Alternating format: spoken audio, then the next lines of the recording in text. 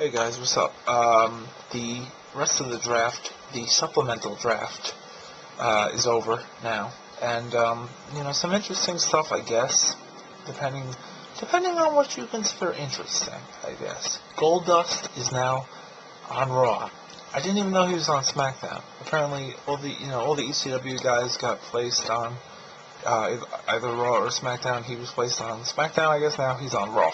Goldust is on Raw. But, I know what you're thinking. Goldust and Cody Rhodes together? Oh, the brothers, that could be a tag team. But they acknowledge it. Nope, Cody Rhodes is sent to SmackDown.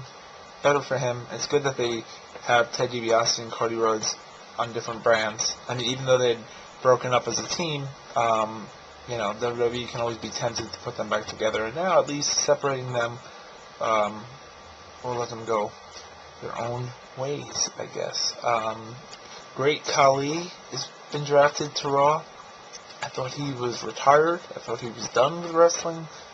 Apparently, they're still trading. Ezekiel Jackson is going to be out for like another 3 or 4 months. He's injured. He's traded to Raw. So there you have it. The Hart Dynasty was traded to Raw. Doesn't really matter at the moment because they won the titles. And they've been on Raw for like the past 2 months for some reason, just following Bret Hart around because they drive him to the arenas every week. I like the Hart Dynasty. No, it's not an insult. Hornswoggle was drafted to SmackDown. I don't really understand that because, Hornswoggle was Finley's son in storylines. He was Finley's son, and he hid under the ring and used to come out to help him win matches. Are you telling me he actually signed a contract? Over the course of 3 years or so, he actually did sign a contract. I mean, I find it strange that he actually signed an exclusive Raw contract. He was the last Cruiserweight champion, though, so maybe they made him sign a contract that day. I don't know. I'm trying to make sense of it. Hornswoggle's on SmackDown. I hope we get a Rey Mysterio versus Hornswoggle feud. Battle for the high heels. MVP's on SmackDown. He's now back to SmackDown. The hottest acquisition in SmackDown history, if you remember. I might be getting that wrong, but it was something like that. A lot of build-up for that guy. Only to debut in No Mercy as a Power Ranger. The Big Show, well, I talked about that yesterday. Chavo Guerrero's on SmackDown. Everybody goes, what? He's still employed? Yes, he is. He has a Twitter, and he provokes Mark Henry to attack people. We also, Rosa Mendez is on SmackDown now. That's great, whatever. And I think that's it. Oh, and Natalya is also on Raw because, if she were to split up from the Hart Dynasty, there would be some real gimmick confusion.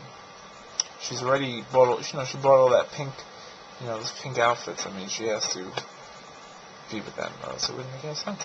So yeah, I mean, in terms of this supplemental draft, I think that SmackDown got better guys, I think. Yeah, MVP, Cody Rhodes. Okay, that's it. They got MVP and Cody Rhodes. Those are the only two that really mean something.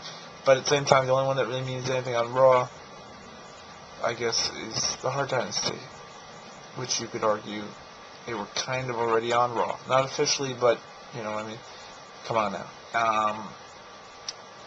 But yeah, okay, so that's the entire draft. And as for what the over the limit, whatever that means, pay-per-view, I don't know if there's a gimmick to that pay-per-view. I've been told that there may be.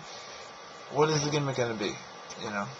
Over the limit. They're going to get into a bunch of race cars and go over 100 miles per hour, and then whoever gets pulled over first, loses.